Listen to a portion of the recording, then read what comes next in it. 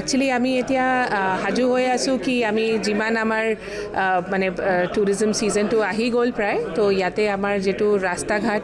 specially ইয়াৰ যিটো আমাৰ এটা যিটো ৰিপেয়াৰ মেইনটেনেন্স হয় বা আমাৰ যিটো পেইণ্টিং বা আমাৰ ৰিফাৰ্বিশমেণ্ট